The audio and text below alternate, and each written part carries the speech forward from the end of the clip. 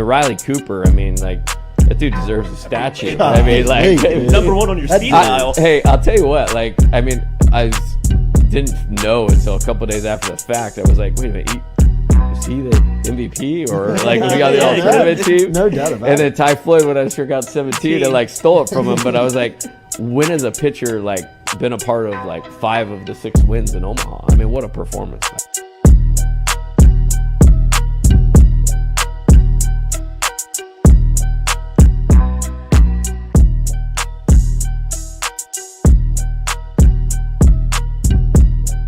Coach, it's great to meet you. Thanks, Jordy. Thank you for the time. Pleasure. Yes, sir.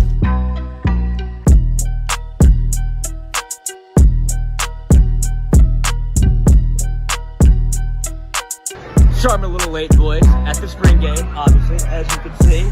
Couple of booze cruises here to do. Let's do it. Cruise. Grand salami to the boys. Finally back on track. And I got another one coming. Don't you think I don't?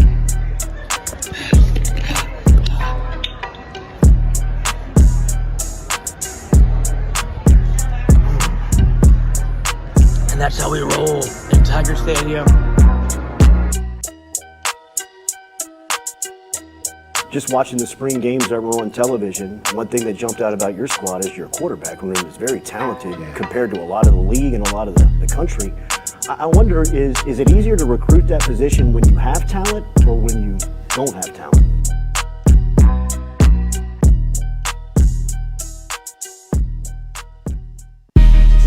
Coach Kelly, we're official. Finally, I'm get a telling chance to meet you. Thought I had to get a private audience with the Pope. It's Jordy. Monday through Friday from 7 to 9. Yeah, you see the notification, we about to go live. We got all your favorite guests, we got them in line. It's the Jordy Culotta Show, come have a good time. Tearing up, answering the question, I thought, my God, if she gets offered this job, she's going to take it. It's just a crazy, fun time at LSU right now. Isn't this what everybody loves? From the boot to the east to the west coast, no matter where we at, we live. Open up the phone lines, come and join the show. Make sure you tell your friends about Jordy Culotta Show, yeah. Let's go! Let's go! All right. Nice start. Big day. Nice start. It's the Jordy Culotta Show, come have a good time. Coach, it's great to meet you. Thanks, Jordy. Thank you for the time.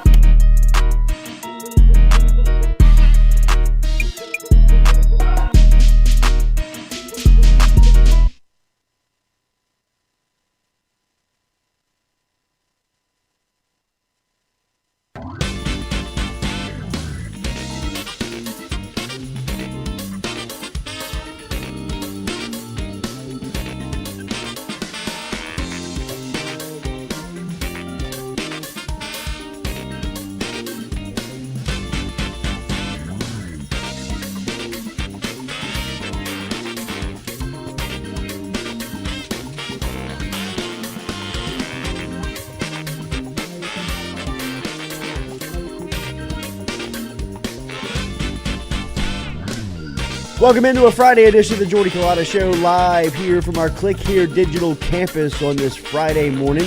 Getting you set for the weekend. We appreciate you starting your day here with us. Make sure to hit that like button, share button, comment button, as we'll be here with you until 9 a.m. this morning. Brooke Kirchhofer is going to be here from New Orleans.football at 8 a.m. We'll talk to her about this weekend with the Saints in Carolina.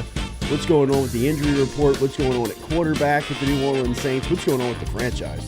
We'll talk to Brooke coming up here an hour from now on the show. Make sure and get involved if you want. We'll take your comments through our chat if you want. If you're watching on YouTube, we appreciate you being there. Our phone line daily brought to you by our friends over at Southern Regional Medical Center. Real doctors, real solutions. Charlie Harvey, Jason Ramazan, and the crew. If you looking for them, get in touch with them at Southern Regional Medical Center. We're built every day by RMB Builders. Shout out to Rhett and his crew over at RMB, rmb-builders.com. And we appreciate you being here today. Lloyd is here on this Friday. Stewie is here, back from the Dome yesterday. Stewie? Dome was great. Boots on the ground. Opening day in the Dome. How was it? It was great. It was great. Southern Lab got the win in the first game. I did not stay for the second game. Oak Grove and Haynesville. Still an Second hour game. in between games. It is. Yeah. It's tough. Southern Labs game ended at 6. The next game started at 7. I kind of Shuffled on out. Yeah, I was in between at first. I was probably gonna stay for the first quarter of the second game, but then I realized how long I had to just sit there and wait without any action. And the Southern Lab Riverside game was action, like the whole game. Riverside jumped out 14-0 quick, like first quarter. Bang, bang. Bang, bang. Southern Labs struggling on offense. They can't get it going. Then Southern Labs athletes come through. They get a pick six. They were down 14-0, scored a touchdown. Then the next drive, Riverside's driving. They get to like the 20-yard line. They throw an out route. Southern Labs cornerback picks it off, takes it 96 yards. Oh, wow. What a moment. 14-14. Hell yeah. Was back to all square. 14-13 because Southern Lab misses the extra point. Of course. That's highschoolfootball.com. So let's make it interesting. So the game keeps going. They keep going back. Every time. They keep going back and forth. So I'm with Ron. So I'm telling Ron, I'm like, at some point, they're going to have to go for 2. Uh-huh. Get this point back. And so it gets to the end of the game, and Southern Lab's driving. They finally wear Riverside down because Riverside's offensive linemen and defensive linemen were obviously playing both ways. So Hell yeah. They're out there fighting for their lives. And Southern Lab gets the touchdown, gets the lead. Well, they get the touchdown to go up 6. Go up 6. And then they're like, all right, now we gotta take this 2. So to go up 5. And this go up 5 to go up 7. So they had to get the 2. They get the 2. Nice. Dome goes nuts. Southern Labs people go nuts. Like it was great. But Riverside drove back again, and like they made it close, but they couldn't hit it at the end. So wait, were you telling me that Riverside had 2 8th graders? Riverside has 2 8th graders playing, starting, and making plays. Like starting receiver. And at one point in the game, you could tell that Riverside was not trying to let anybody else in the stadium touch the ball but those 2 8th graders. We got a game plan. We had all week to do this. It was a couple times I would tell Ron, like, they'd line them up together on the same side, and they were, like, crossing them, running, like, one would run a corner, one would run a post, or they'd, like, cross him, and he'd run a wheel route, and he'd run a post. Wow. And one time I told Ron, I said, they're about to cross him, and they're going to get him. Next play, boom, hit him like a 50-yard post route with 8th graders. Strong, and they're like running the route tree, like not just running fades and stops. They're running like deep digs, like corner routes, switch routes. Like it was impressive to see. Honestly, when they told me they were 8th graders, I was amazed because they looked like juniors or seniors. What an experience! Early scouting. Shout out to the Kittens though. Southern Lab state champs first. Messed up on the name. I thought it was the Cubs at first. I was corrected by Ron. Shout out to Ron. I was like, are they the Cubs or the Kittens? He was like, it's the Kittens. Yeah, but if you had a 50-50 shot, you're taking Cubs every time if you don't know. But they've stuck with the Kittens. They let them sneak up on you. They did. Because they got a kitten of themselves, and Chad Jones Jr. Yeah, that kid is, linebacker? Just like his dad, linebacker. He made one of those plays kind of like Chad made against Alabama, where he just rushes up the middle. And he, like, the quarterback would just get down, cuz. Find Duck some grass. But, yeah, he made a lot of plays in the game. At the end of the game, Riverside was driving again to tie the game up at, like, with 2 minutes left. And they throw a screen pass to their running back, who he had a great game. His name is – let me get his name right because this kid deserves his name to be out there. I don't know who's recruiting him, but somebody needs to recruit him. His name is Dedrick Lasty. Plays at Riverside Academy. He is 5 foot nothing. 5 foot nothing, but this kid plays with all the heart you want. What year is he? He's a junior. And all the reports I got were that they played Harlan Berry's team, which is what school does he go to? Small private school. In New Orleans. They played head to head, and this kid outdueled Harlan Berry. He had like 300 yards and 4 touchdowns. St. Martin's Episcopal. And Harlan Berry in the same game had 2 touchdowns and 175 yards, but they said this kid played a better game. Jeez, what a game. Yeah, so, this kid, Dedrick Lasty, they were trying to get him the ball at the end of the game, and Chad Jones Jr. comes through with a big 3rd down stop. They try to get it on 4th down. Obviously, they can't throw a Hail Mary with a sophomore quarterback and 8th grade receivers. Sure. You're not Squeezing the life out of it. Right. It's tough to throw that from a 30-yard line. But I mean, Southern Lab comes out with the win, and I don't really know who Southern Lab's coach is, but he says he has 3 state championships. Golly, So I don't want to get his name wrong. And Dylan Day from Southern Lab played a hell of a game. Like is that the Miami? Yeah, he played his ass off. Coach Darryl Asbury. Mm-hmm. Yeah, he says he has 3 state championships. Congratulations on the latest. Coach. Southern Lab yesterday earns it versus Riverside. Action gets going at noon today inside the Dome. Opelousas and Cecilia, a little 3-3-7 action for you. Tonight it'll be Catholic High and Acadiana in the nightcap. And then all day on Saturday you'll have football, including a rematch between Lafayette Christian, Jawan Johnson, and LCA taking on St. Thomas More. Then you'll have John Simon and Calvary Baptist taking on the number 1 seed St. Charles Catholic. That's the only 1 versus 2 seed in the Dome. Both those teams undefeated. Simon, of course, is one of the top running backs in the junior class. Him and Harlan Berry, 2 of the tops in the country, will be in that game taking on St. Charles Catholic. And then tomorrow night it'll be capped off with Ruston taking on Zachary in the I don't even know what division that is. 5A. We're not going back down that rabbit hole again. You just I can't do I it. just can't even. I can't. Like I said, what happened to 5A, Gives me 4A, a headache. 3A, 2A, and 1A? And now it's all jumbled up. Non-select, select. But how do I select to be in the non-select? What classification is Chad Jones Jr.? Was he a junior last night? He is a sophomore. Class of 2026. He's gonna be a problem. Yes. And Because I Is saw he a that. baseball player too? I mean, don't how know. much weight? Probably. How much pressure can we put on the kid? Do I mean, exactly what I your mean, I'm dad. just Yeah, wondering. he yeah. goes to a 1A school, so I would think he probably plays. He at least plays runs track or does something else. basketball. Yeah.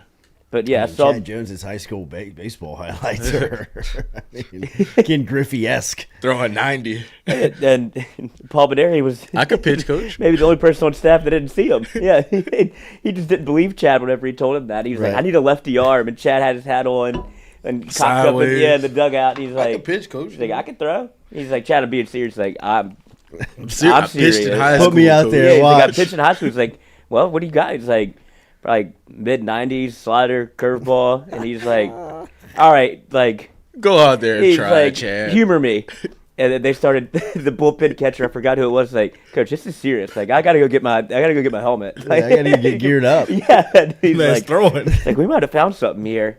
And whenever they put him in for his first game was an SEC game against Auburn in a tight spot. I think it was first and third. No, it was second and third with no outs. He walks the first guy and then just goes bang, bang, bang, gets 3 in a row to get him out of a jam. And they're like, "Oh my God!" Like we have, Chad's insane. but they saw. So it was Mikey and Jay Mitch in the outfield. And they saw him warming up in the bullpen, like him jog down. They're like, "Oh my God, they're gonna do it. They're gonna put Chad in. Right. Like he's the only guy out there." And he starts walking in for a for like they play like a walk-up song for your pitcher. And usually your batting song is capped at 30 seconds. Your pitching song goes as long as As the you walk warm up. is. And his was cream, cash rules everything around me, except it was unedited because they only played 30 seconds of it. So they got the whole thing, and everybody was like, "Oh my God." Welcome to the Chad Jones experience. I love it. They were like looking around Alex Fox like, "People are digging it. All right." It's a one-time only experience. But now you got his seed out there running around for the kittens, Yeah. making Hell plays. yeah. Kid can play. I mean, And he has like his football instincts, so you could tell they're really Sure. high. Because like that screen pass was, first of all, this running back is 5 foot, if like I said, and he's hiding behind offensive linemen. And Chad Jones Jr. just kind of slow plays it, and as soon as he got the ball, he was in his face. is he number 3? Now he's 21. It looked like the it looked like the Alabama sack in 2007, where he just kind of Like he, shoots Yeah. the gap at the last second. You're like, "Oh God, he's so sudden. He's all on you," and he does have a little heft to him. I'd like to. I mean, he's a sophomore. I was about to say, yeah, he'll probably. He's probably- Yeah, that's grow- probably, he's still got baby fat. Yeah, he's gonna grow into a. If it's anything like his daddy, you might see a 3 back there at full like I head told strong Jordy, safety. he'll be in April. He'll be 6'3", 215 Yeah. instead of 5'11", man. 220 right now. College recruiters, college coaches are like, taking my God. snapshots of him. They're like, the last time I saw you, you were 5'8". That's awesome. All right, so And he's yesterday, attended LSU recruiting camps already. So. oh yeah, he better be. Yeah, I mean, he missed on that one. Coach. I mean, that's too easy. That's stealing. That's too easy. All right, yesterday, another award for Jayden Daniels as he is named the Associated Press College Football Player of the Year, which is a huge honor. The second winner in the past 5 seasons from LSU, Daniels received 35 of 51 first-place votes to take the award home. The Heisman Trophy finalists finished comfortably ahead of Washington quarterback Michael Penix, who finished with 15 first-place votes overall. So Daniels really kind of setting the pace here as, believing he is the favorite going up to New York, winning a lot of awards that would show and point towards that ultimately he would take the prize home in New York City. So things looking good for Daniels as he makes his way up there to New York City and will take part in the Heisman Trophy award ceremony that will ultimately be crowned tomorrow night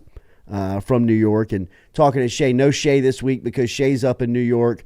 Jacques made his way up to New York. People from LSU and Baton Rouge really starting to make their way up to the Northeast to cover this ceremony. But as it gets a little bit closer, you really start to feel like Jayden Daniels is starting to run away with this thing as the awards. And I believe today is the Ultimate College Football Award show. And, I would anticipate him really running away with all of his nominated, big-time hardware, Walter Camp, Maxwell, Davey O'Brien. I mean, like you'll start to see some big awards that Daniels, it feels like, will be taking home and then ultimately get to the stage tomorrow night for the Heisman Trophy and take that home too. So congratulations to Jayden Daniels on another very prestigious award, being named the Associated Press College Football Player of the Year.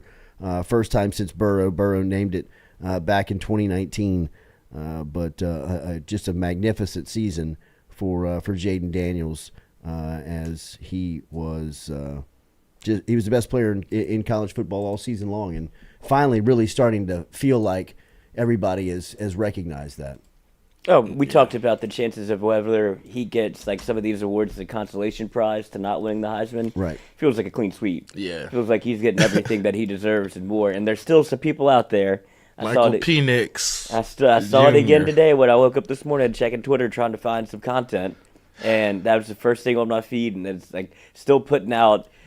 Michael Penix, you got to have a guy that can lead you down on drives to win football games. Coach, have they watched these games?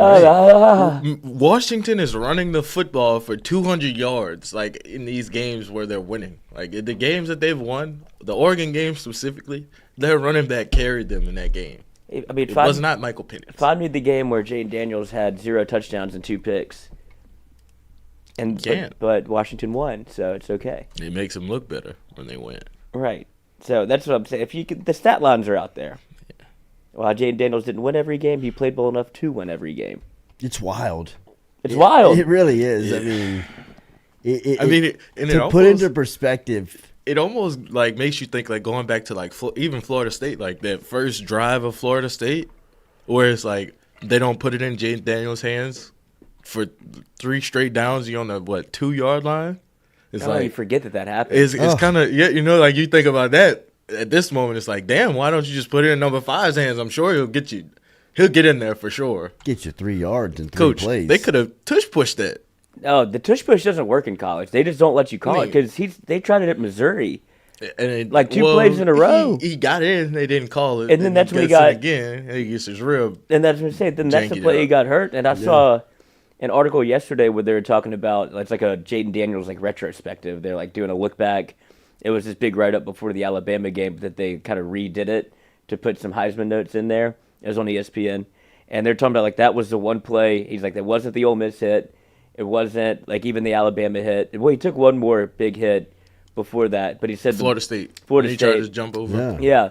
He said it was the Missouri hit where he got cracked in the ribs where he's coming off after he scores, and he like kind of goes down again, and the trainers are like, you could stay right here, like it's a TV timeout. He goes, get me off the field, like I can't breathe. Yeah. And so he like gets into the trainer's room or whatever, and they're looking at him, and he's like, dude, my hand's bloodied up, like I can't, like my ribs hurt, so they're like taping him up, whatever, and like, are you good? He's like, I gotta go back out there, like I'm watching. He's like, I'm watching. I gotta go, like because like I think they need me. And he guts it out. He's like, every throw hurt. He's like, he said he could feel it every time he let go of the football. And he's for when they called like the Malik Neighbors plays, like this one is gonna hurt. Like, but I gotta let one go. Ripped it. Yeah.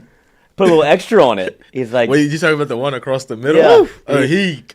He was like, when they called the plays, like this one's gonna hurt. Mm-hmm. But like if it's open, this is the one throw I gotta make. Like, and he's gonna get 20, 30. So don't tell me he didn't lead game-winning drives or was out there in clutch moments or made clutch plays. Man was out there giving his all for LSU. Well, he was also making NFL throws, and that was a big-time throw, one of many big-time throws that he made this year. And as we wake up here on this Friday and bring you the news of what NFL mock drafts are looking like going in to the winter and into the the beginning of the real offseason where the build-up and all the hype is about to really kick into overdrive.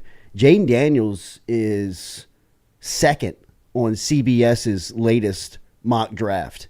And, I mean, he's behind Drake May, who is first to Chicago, and they've got Jayden Daniels going second overall to the New England Patriots in the latest mock draft that has been published by CBS. Again, this is enormous talking points and gives us stuff to chatter about, but you follow these mock drafts, and a lot of times, I mean, these things are pretty dead on accurate, or they have at least the names that the executives are talking about within some sense of order of what's going on. And Daniels making the jump to forget the second overall pick, just a first round pick. From where he's come from. I was asked this yesterday. I was with Eric Asher on Inside New Orleans yesterday afternoon down in the city, and he asked about the jump that Daniels had made, and kind of going back to Burrow. And if you recall, Burrow in between 18 and 19, he was projected as a mid to late round draft pick by Kuiper. I mean, in some orders they didn't even have him on the board.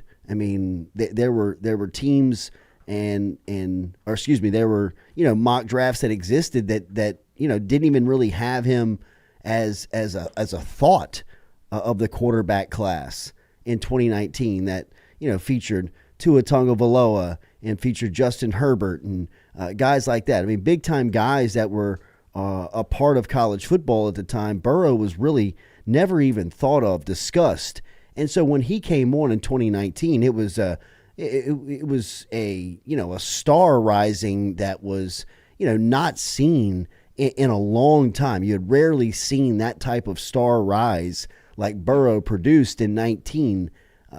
Jumping from a late round draft pick, mid round draft pick at best, up to the number one pick in the draft.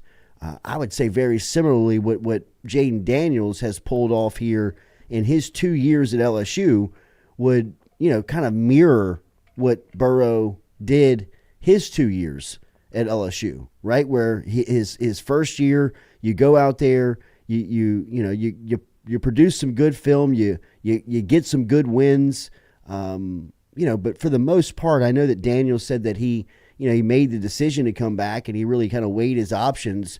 I'd imagine that it was probably not easy, but I mean, the signs all pointed, you need to go back for one more year and prove it to a consistent level and prove that you can throw the ball down the field. And now, 14 games later, 13 games later, I mean, all of that has been, all those questions have been answered and then some, I mean, plus. So, I mean, his rise, his spark, his star rising to, a potential top 5 pick, top 10 pick, first round pick is something that not only was incredible to watch. If, you were there, you had a chance to see it up close. I mean, how cool it was. But how LSU can sell that on the trail now. I mean, that is a powerful, powerful message of, look, let Daniels get all the accolades, all the attention, get the draft status, get the draft pick, make the money, get all the good from it. LSU gets to go out, sit in living rooms, and tell everybody the Jayden Daniels story about, when he showed up, he was in a fierce quarterback competition. It wasn't even really, it wasn't for certain that he was going to start. And he earned it. He beat the other guys out. He was the starter. He found his way. He started to become productive. He worked himself into a productive passer. Next thing you know, he's the best deep ball thrower in the game. And after 2 years of work, I mean, he's the best quarterback, best player in the sport, and now finds himself in mock drafts in the second overall spot. I mean, CBSSports.com latest NFL mock draft has Jayden Daniels behind Drake May going 2 overall to the Patriots. And I got to be honest, I mean, it makes a ton of sense. I mean, it just makes a ton of sense to see his name this high on the board with the skill set, obviously. And, when you watch him play, game looks very easy to him. I mean, his nickname is Smooth. It fits. Whether you watch him run or just watch him play, it's very smooth. I mean, he's very easy to watch. He makes the game look pretty simple, and it's not. I mean, it's very difficult, right? Remember our friends over at S&L Pest Services, Shelton and the crew over at S&L Pest Services. Shout out to the guys over there at S&L. They're fantastic. They can come out and service your home, commercial space today, no matter how big or small the job is. S&L Pest Services are ready for you. They're online at slpests.com, or you can call them 225-262-0496, 225-262-0496. S&L Pest Services, customer satisfaction guaranteed. You can find them. They are pest controllers that you can trust, whether they're coming inside your home, inside your business. Get in touch with Shelton and the crew today. slpests.com, slpests.com, or call them 225-262-0496. Great people, great business. Check out SL Pest. Been working with them now for over 2 years, and they are fantastic. Shelton and the crew at S&L Pest Services, online at slpests.com. But what do you think about Daniels and how good he has been? I mean, I saw yesterday. I was in, as I said, I was down in New Orleans and was doing some TV, and Joe Sloan's name is starting to kind of pop up around Tulane, around the Tulane job. And I know Slade Nagel is now the interim coach, and it could be kind of a process for him, for kind of an interview on the job type deal. But, some of the names were popping up around Tulane, and to hear Sloan's name, really surfacing around, LSU obviously has to play defense like they did earlier this week with Mike Denbrock. Denbrock was courted by Mike Elko in Texas A&M early on. LSU responds with a 3-year extension, terms undisclosed as far as the money goes, but they gave him more years on the contract at the very least. I would expect Joe Sloan to be waiting on a big payday from LSU as well, because they're going to have to play defense on Sloan as far as, keeping him away from other suitors. His star has risen very fast here since he's been at LSU. He's always been a guy that has been very well respected, a guy that has done his homework, been very well prepared inside of the film room, but really kind of made his reputation as a guy that was a recruiter, someone that was really good at relationship building, really good from the staff standpoint of being able to recruit any position. Didn't matter. He didn't have to necessarily be, just penciled and pointed at guys that were offensive or quarterbacks. He could go get defensive linemen. He could go get, anybody that could help the team. He was a really good recruiter. Now, the 2 years since he's been in Baton Rouge, the production, the output, obviously with the offensive numbers is going to bring a lot of eyeballs to that side. But, when you've got a guy like Jayden Daniels who's going to pick up every quarterback award that means anything in college football, people are going to ask, hey, who's his position coach? And when they ask that question, they're asking with the intent of, we want to talk to him. We want to interview him. And it could be for offensive coordinator jobs. It could be for head coaching jobs at the level of a school like Tulane.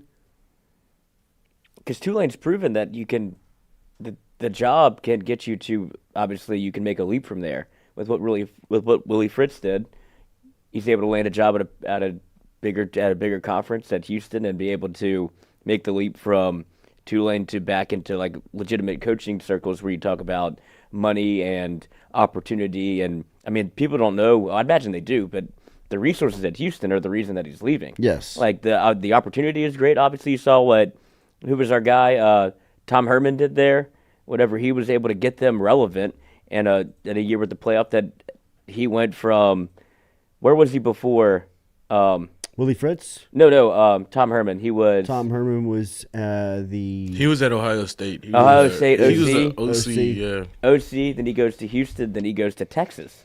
So I'm saying you can see the lily pad effect that can have. And for Sloan, I'm seeing some stories about the Tulane, like who they're interviewing. They're looking at Air Force's Troy Calhoun and John. Who feels like the leader? Yes, and John Summerall has reportedly interviewed for the job. So there's two names that. But if you're really looking to make a splash, I could see why Sloan would. That made my ears perk up. Yeah, I mean, and look, Troy Calhoun doesn't. I don't think that. I don't think Tulane's going to hire Joe Sloan. Troy Calhoun. Right. I don't think so either. Air Force is 12-1. His name is surfacing. His name is popping up. His name is starting to begin. It's starting to get out there in jobs like this, because right now within coaching circles, people want the Tulane job. Mm-hmm. I mean, Tulane is at this point a really solid job that you can go there and win and springboard in to a bigger opportunity. Willie Fritz has left the Tulane job in a lot better condition than he took it. And that ultimately is, that would be to me the definition of coaching success. Do you leave the place better than you found it? And what Willie Fritz leaves behind in New Orleans is in a lot better shape than what he took over 8 years ago.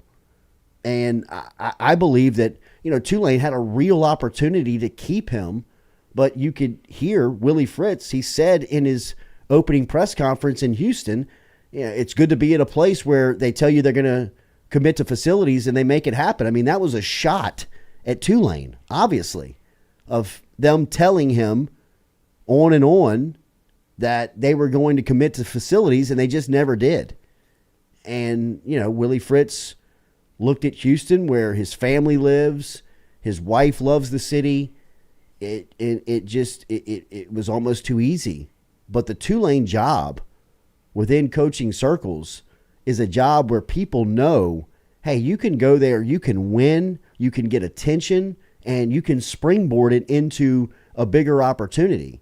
I mean, the Houston job is almost kind of like, the Tulane job is almost kind of like the 2.0 version of the Houston job, to be quite honest. I mean, if you think about it, Houston, you don't have to leave the metro area to build your roster. In New Orleans, with some of the recruiting changes and the stipulations to requirements of admission into Tulane that Fritz and his staff was able to change while they were on campus, has allowed them to get and bring in a different type of football player, which is 2 years, last 2 years that they're undefeated in the league, and they've competed for the conference. So it's a place that you can do, and you can recruit the state, be a contender, do it with, a lot of notoriety. Tulane's got really good social media. They build up. They got great, people follow them almost sometimes for their uniforms. Real, I mean, I've heard more people tell me about Tulane's uniforms, and that's why they watch them than they watch for Michael Pratt. And it's a spot that I know a lot of coaches are paying attention to. And if you have an opportunity to get that job, bless you. People, you want it. I mean, Houston is almost kind of the bigger version to me of the Tulane job. Better facilities, the commitment to the facilities, but you don't have to leave the greater Houston area to build your roster. Tulane may have a need, a want for better football facilities, but it's serviceable and competitive enough where, you can win the American and compete for the American and do it with guys that are getting drafted. I mean, and if you look at Tulane, it's been a whole dynamic of power shift where you lose your athletic director to Washington, have to bring in a new lose your head coach and the football team. So it's going to be kind of a rebuild in the sense of kind of what are we doing here? Like, do we want to dabble in this much success in football? I would not take the rebuild approach at Tulane if I was the new AD there. Well, that's why I think he's going after Air Force's coach. You need to keep this train rolling, man. Yeah, that's a New Orleans theme. Don't let it get off the tracks because you have. It's so hard to get it back. Absolutely, you lose that, and it'll take you a decade to find it again. Yeah, because that's what even Troy Dannon said in his opening press conference at Washington. He was like, I came here because it's a place that you can win championships. At my previous stop, it's a place you couldn't. And, there's no real reason to say that, to take kind of like a shot on your way out. But, like you said, whenever it comes to a job like Tulane, this is a flash in the pan, or it can be sustained success. But this is definitely a crossroads in which you have to make the right hire. And if they want to go get Calhoun from Air Force, I think they were pegged to be in the college football playoff, and they reeled off 4 straight losses to end the year, and now they're playing James Madison in a bowl game. But still, that would be a good hire to go pluck him away from Air Force, because even in football terms, I think of Air Force before I think of Tulane in football, at least historically. But now Tulane is in that mix of they can win the American, they could go to be especially a 12-team playoff. You win your conference, you start looking at if you could bump up and get into a real conference. You start looking at those opportunities. Yeah, and look, man, Houston has been viewed for a long time as a sleeping giant. Mm-hmm. Really, there has been runs got Dana Holgerson that Houston has made at trying to jump conferences, and now they're in the Power 5. They're a part of the Big 12 starting next season. And for a long time, the Big 12 would roadblock letting them in, and it would be the biggest push from Texas and Oklahoma, because they would be telling the other schools, if they get it right, if they hire the right guy and they have the resources of this conference behind them, heads up, they could win this thing. And there was always a blockade of keeping Houston out of the Big 12 because internally people knew you don't want them in here because they could take it over if they figure it out. And they're slowly but surely. You got a booster like Tillman Fertitta, who's the Houston Rockets owner and has the deepest pockets and ready to spend. He's built Houston a basketball arena. He's built them a football He's built them a football facility. He's doing whatever it takes to make Houston a player in college football. And, for a lot of people for a long time, that was kind of scary. Listen to the names that have been there and been head coaches and gotten pretty big-time jobs afterward, and they're trying to join that party of our coach. Their track record of hiring has been phenomenal. And then you have people that they've made that next step. This is moved into a bigger conference where you want to retain these guys so they don't have to leave.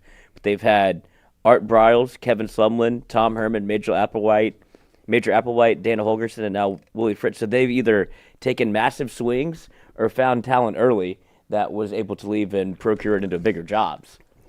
So they're not afraid to spend or take shots. They got money. Yeah. I mean, money is not the problem. They got oil money. They got, like I said, Tillman Fertitta, he owns everything in Houston. He owns like the soccer team. He owns the Rockets. He owns. He's pledging everything that that Houston needs to be a contender. And now with Fritz there, it'll be interesting to see how that's handled. As we said, Jayden Daniels in New York this weekend. He takes home the AP Player of the Year award today or yesterday. The Heisman Trophy will be announced tomorrow. So Daniel should be coming home with a trophy case full of hardware. He should clean up again today. He took home the Unitas Award. He took home a couple of awards already, including SEC Player of the Year by the coaches and by the AP. He's the AP National Player of the Year. So it will be interesting to see how the next 24 hours play out for Jayden Daniels, especially with what is going to be a cool moment tomorrow night for LSU. Because one of the things that I can recall being in New York, and I know that I've said this a couple of times this week, going up to New York following Joe Burrow and that Heisman Trophy run in 2019 was one of the coolest assignments that I had the privilege of working, just kind of over my career in media. And it was cool because obviously you're in the city, it's all the elements are there. There's huge parties going on around this Heisman Trophy celebration. Louisiana kind of made it kind of a political trip of bringing all of a contingency of politicians and executives and school officials, and it was a who's who of LSU and Baton Rouge and Politico and everything up in New York from that Thursday through Saturday night of celebrating Joe Burrow. So it was just a cool time and event, but more than anything, beyond all of that, beyond all of the social things that are happening and all that's kind of moving and buzzing up in New York around the award, is that it is a promotional tour for LSU football and coverage and marketing that you cannot buy. Like, you can't purchase the amount of marketing and free publicity that the program picks up over the next 24 hours. And it's everything from LSU did a great job 4 years ago when Burrow was there, of purchasing their own ad space within Times Square all over New York City and just really painting the town purple and gold. I'd imagine they're doing the same type of push this go around with all of the success that was experienced during that ad push, that promotional push during Burrow. Burrow's was more of a victory lap during that time than Daniels is more of a campaign, right? Of don't forget about this guy. Burrow's was just kind of like, hey, here it is. It's in your face, right? Like, he's here to pick up the trophy and you're going to paint this town purple and gold, and all you're going to see is the LSU brand in your face for over 100 hours inside, the city of lights, inside the city that never sleeps. And from the television angle, the streaming angle, the program, Burrow, the face of LSU was everywhere. That's about to pick back up for LSU football and Jayden Daniels. This thing is... it's a public service announcement. It's a PSA for LSU football. And this is where the LSU social team shines, like the creative digital media, all of those guys. That's where they cut their teeth. Yeah. Like back in 19, come back with me. Like, if you were there, I know I was, even from someone who was in media, someone within the social media space was like, wow, LSU's killing it right now. Like, forget the hype videos. The hype videos was living in its own world, right? That was kind of its own silo. But like the marketing push, the promotional push that they were putting behind the program, and how they weren't letting you forget about what Grant Delpit was doing, what Jamar Chase was doing, what Clyde Edwards-Helaire was doing, what Burrow was doing. I mean, they were figuring that out from, a social media digital world that we were all transitioning into. LSU football was, constantly they were reporting you and giving you like the analytical, the feedback, the data feedback, and LSU was lapping everybody, as far as interaction would go, yes. and impressions and, all the stuff that kind of matters and that's aggregated within digital marketing. So, I mean, buckle up. You're about to get force-fed, and from LSU's there's not enough food at the trough standpoint, I mean, this is free publicity that you could spend as many millions of dollars as you wanted on ad space over the next year. You can't buy what you're about to receive over the next 3 days for not only the football program, for the entire university. I mean, there is so many data points, so many tracking points that you can look at that say when your football team is successful, when your football team experiences off the field success, your admissions go up. Your request for admissions, your people going to the website looking for opportunities to go to school. This is a great opportunity for not only the football program to capitalize on, but the entire university and in that the entire state, right? Because I mean, the biggest issue that is plaguing the state as far as being competitive in the corporate world is you don't have the talent. You don't have the resources and the brain power because people either come here, get educated at LSU, and then they leave. They go to places like Houston and Dallas and Austin and Atlanta and Nashville. And they go to, Birmingham and cooler cities, cooler places, safer places, places that are more, tax beneficial, have better rates, things that help you stick around. But, now you put yourself back into getting some of those opportunities of attracting that type of talent and then, kind of being in the space of trying to hold on to them. So it's a big deal. I mean, this is a huge deal for the program, the school, the university, to have this type of access to promotion over the next 3 days. It's space that you cannot purchase. It's no matter how much money you have, no matter how rich you are, no matter how much grants, how much, the endowment, whatever it is, you can't buy it. You can't purchase it. And LSU gets it for free for the next 3 days. Yeah, and you're already seeing kind of the tour be rolled out, whether it be him going to the video that LSU put out of him being announced as a Heisman finalist, whether it's him, Kyron Lacy, Malik, Ricky Collins, all on the couch, like filming each other.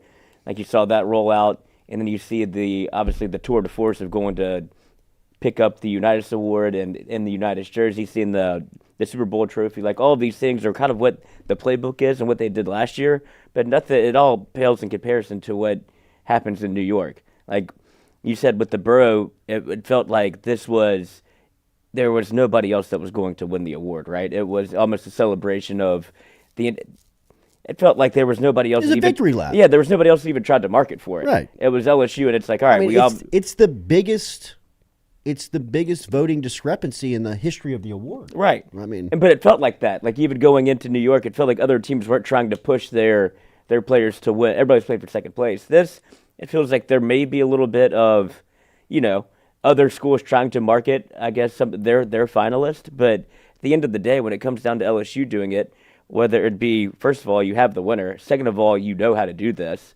And third of all, it's a platform that LSU fans cannot seem to get enough of. So your content goes through the roof because you're feeding an audience that is starved for it. You mentioned the hype videos, it was in 2019, it felt like you were watching those or waiting for them to drop almost as a premiere. Yes. For what was going to happen on Saturday. And not just LSU fans. It was around the country. The country was. It was getting national run. Right.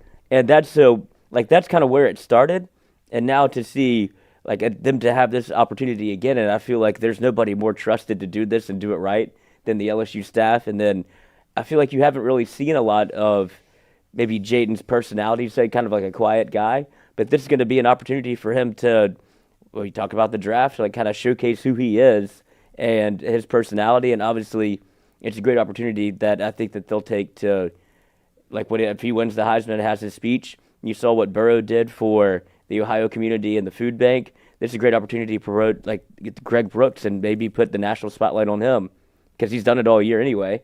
So this is your chance to go to the podium and take that to the next step and raise some money for the Brooks Foundation. Yeah, no, it'll be a powerful platform and a huge stage for LSU football and Jayden Daniels to walk and stand on Saturday night. And at this point, it would be an enormous upset if he was to not take the award home. I mean, with not only here in Baton Rouge or people around the state of Louisiana or people that follow LSU football, but you get the sense from the national. I mean, these guys like Ryan Leaf and these West Coasters are just throwing Hail Marys at this point. And the only reason why they're getting the run is because that what they're saying is quite frankly, just it's so mad. It's crazy. I mean, people are like, all right, man. I mean, the guy's taking home every single award that means anything in college football, and you think he'd be holding a clipboard at Oregon and Washington?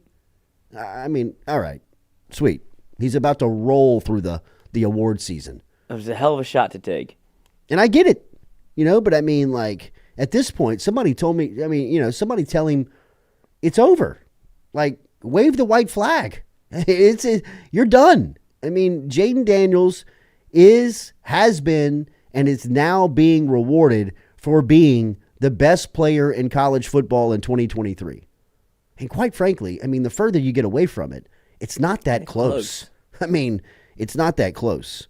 I mean, the numbers, if we were to take the numbers, take the names off, and here's what gets me about this and what's happening right now is, and I don't mean to bang on the profession, I just think it comes now. Journalists, media members, you're paying attention to your select market, which is what's happening with all this West Coast voices that are happening. They're watching these guys up close. All right, that's fine. Let's just take their stats, their numbers, peel their names off the top of it, throw it all on a board, and just tell me who deserves to have the awards. I mean, you take the regional bias out, you take the personal bias out, you take the fan bias out, whatever it may be, the bias of what's making us scream about Jayden Daniels. I mean, even people like Chris Doering and Peter Burns and Takeo Spikes. I mean, all these guys that are watching SEC football are banging the table. Jayden Daniels, Jayden Daniels, Jayden Daniels. And West Coast people are screaming Penix and Nix. All right, you take take their names away from it, put the numbers on a board, just look at the numbers and you say, hey, which one stands out than the rest? Jayden Daniels runs laps around these guys. Same can be said about Malik Neighbors. If you just played that game next to the wide receiver class this year, that's awesome. Romeo at Washington, Harrison at Ohio State, Luther at Missouri, Neighbors and Thomas. But Neighbors' numbers lap the rest of the field. That's what I just don't understand from the national standpoint, how it's not just look at the stats. Daniels and Neighbors dominate every category that means anything. I mean, what stat category would you say Daniels? Man, I wish he was the leader in that one. Wins. But it's not what it's not. What else you want him to do? Right. What else could he do? I was playing the West Coast tune. So, I mean, it feels like it should be a Burrow-type runaway on Saturday night. Yeah, I think once you see the only thing that is probably won't be that big of a runaway, which it still is crazy that anybody voted for somebody other than Burrow, but you have some. Take their vote away. Right. But you just have some people that are on. I think I saw Heather Dinklage 2 weeks ago saying that she's already put her vote in, and she factored in the 3 losses. And so she didn't tell you who she voted for, but it's people like that have already cast their vote, and they're firmly entrenched on their side. I don't know who on who on the West Coast has a vote, or if these guys. I don't think Ryan Leaf does. He came close to having one, but if he had a vote, obviously he would vote for Michael Penix. But before that, he was going to vote for Bo Nix. So it was just going to be whoever's on the West Coast. And so you'll see some of that. And like you said, I think a week ago, they'll eat themselves alive, split their votes. Yeah. And then Jayden Daniels is going to get the entire southern region. Remember, Go Roof online at GEAUXroof.com, 927-8300, 225 area code. Go Roof, hop up on your roof today, diagnose any problems that you may have. If you have leaking on your commercial roof or on your residential roof, doesn't matter. Go Roof can repair it, install a new one, get the roof repaired today. Online, GEAUXroof.com or 225-927-8300. They work directly with the insurance company. They'll take that part out of it for you. Just get in touch with them. All you got to do is just call them, 225-927-8300. Let them take the headaches out of working on your roof today. It doesn't matter if it's your business roof or your home roof. They can help you out, 225-927-8300 or online at GEAUXroof.com. We'll talk to Brooke Kirchhofer from NewOrleans.football. Remember our friends over at NewOrleans.football, our partners over at NewOrleans.football. Starting on January 1st, we will be airing our 7 to 9 a.m. show on NewOrleans.football's YouTube, which you can find at New Orleans Football. Over 50,000 already. We're making the run, so I appreciate everybody kind of gearing up and getting over there as we'll make the transition coming at the first of the year. Just expanding our audience, looking forward to it. As we said, they've already hit the 50,000 mark. We're sitting at somewhere around 16,000 subscribers right now, and we appreciate all of that, the following, all of you finding us, giving us the subscription. We're just jumping into a bigger pool, and we need all of you to come along with us. We don't want to leave anybody behind, so make sure on January 1st that you're signed up, subscribed over at NewOrleans.football and their YouTube site. Stay a part of the Jordy Culotta Show. It's staying here. We're going to have highlights here. We'll have programming. We'll have cool stuff happening here, so the show's still going to be active, or excuse me, the channel's still going to be active and a place for you to get content just between 7 and 9 a.m. Monday through Friday. We'll be on New Orleans Football and their YouTube site coming up starting on January 1st. Really looking forward to it as they got an army over there. And Brooke Kirchhofer is someone who is a Saints insider and covers the Saints for NewOrleans.football, and she's a weekly guest with her. And now she's a coworker, which is awesome. So we will be back with her next here, hour 2. Come back with us. Jordy Culotta Show, as always, built by RMB, live here on our campus at Click Here Digital.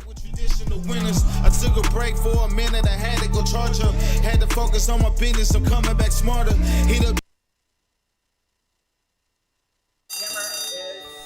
Okay, Gordon, ready to talk a little bit about yourself today? Okay, good. Tell us, who is Gordon McCurdy? Great question. In a lot of ways, I'm just like most people. I'm a husband. I'm a father. I'm a son. I am a brother. I'm a Christian. I am a Tigers fan. I am a Louisiana sportsman. But above all, I am grateful to the people of Louisiana. We want to be your lawyers for life. 'Twas the night before Christmas, and in every Louisiana house, all the creatures were stirring. Santa's coming. Even the mouse. The stockings were hung, the cookies were out. Santa was on his way to Louisiana, there was no doubt. So let's celebrate the season and start the new year off right. Merry Christmas to all, and to all, a good night. Ho, ho, ho! Merry Christmas! Well, it was Christmas Eve, Santa Claus was riding in his sleigh. He was packed with toys for the girls and boys, merrily on his way. When a French riding on a reindeer, full ride. Santa Claus got Gordon, got it done. Merry Christmas from Gordon McKernan Injury Attorneys. If you're in the market for a mortgage lender, you need to start with Doug Bickley and his team. Bickley has built a crew with over 50 years of combined lending experience They've been in business for over 20 years, and they love helping their clients achieve the American dream of home ownership. They're also key with working in real estate agents and helping their clients getting same-day pre-approval. They average about one buyer a day getting them in a home. If you want to get in touch with Doug and his crew, it's easy. Call them 225-214-5154. 225-214-5154. Go see the Bickley team today. They're located on the corner of Coursey Boulevard and Sherwood Forest right here in Baton Rouge.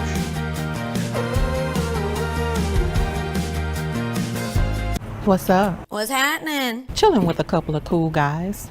You? Chilling and watching some tube. Hold on. Did you do it? Hold on. Did you do it? Roof's up. Hold on. Roof's up. Roof's up. Roof's up. Hold on. Hold on. Hold on. Beautiful roof every single time. True. True. At Auctioner, we know healing is a team sport. That's why we've partnered with world-renowned orthopedic surgeon Dr. James Andrews to create the Auctioner Andrews Orthopedics and Sports Medicine Institute. Whether you're a professional athlete or a weekend warrior, our team of specialists are dedicated to getting you back in the game. So whatever your reasons are for reaching your personal best, we've only got one. You. Auctioner Andrews Institute. Long live you. Head health is incredibly important for our student athletes. One of the best ways we're trying to address concussions is on the front end. We're trying to prevent these before they happen. And a big part of that is speaking to the athletes, letting them know what to expect. Okay, speaking to the parents, what to look out for, talking to the coaches so they know the vital importance. Some of the big things we're looking for with a concussion, which is, a traumatic brain injury, is one, was there a mechanism? Was there an injury that took place that could lead to this? Often a direct blow to the head, a head-to-head hit. If someone's showing signs of concussion, our first step is always to remove them from activity, get them to a place where there's less stimuli, where we can really just sit down and get a feel for the athlete, what they're feeling. We're looking for headache, we're looking for dizziness, any sign that coordination is off, that something's just not right. Get a good evaluation of them to understand what's going on. It's not worth the risk that may be there to kind of ignore it, because there are very serious consequences if we don't treat a concussion properly. Don't let concerns about shifts in the market disrupt your long-term financial goals. Edward Jones financial advisor Daniel Newman can help. He'll work with you on an investment strategy for long-term results. Edward Jones can give you the tools and knowledge for a steady approach to hitting your financial targets. Get started today by calling Daniel Newman at 225-261-8262. 225-261-8262. Edward Jones, member SIPC.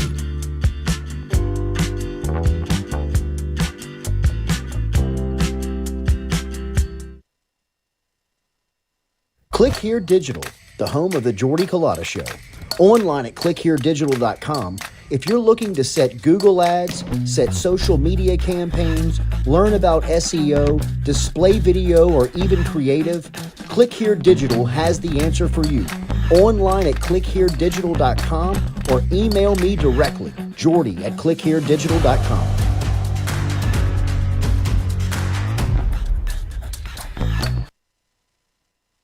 Tell them go like I'm dropping the quarter. Coming back like KD, it's time to go harder. Bounce back, can't let you fold up. Keep pushing, can't let you slow up. Bounce back, can't let you fold up. Keep pushing, can't let you slow up. Bounce back, can't let you fold up. Keep pushing, can't let you slow up. Bounce back, can't let you fold up. Keep pushing, can't let you slow up. They say that life's a marathon, man, shout out to Nip.